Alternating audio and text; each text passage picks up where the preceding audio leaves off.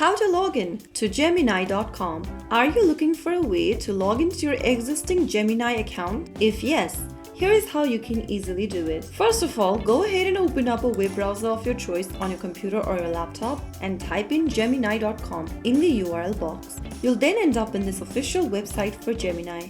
Click on the sign in button at the top right corner of the home screen, and then you'll end up in the login page for Gemini Crypto Exchange.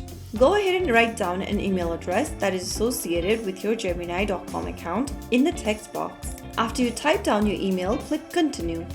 On the next page, go ahead and write down your password associated with your account. If you don't remember your password for your account, click on the Forgot Password link and follow through the password reset process. Finally, after typing down your credential, click on Sign In, and you'll be logged into your Gemini account quick and easy.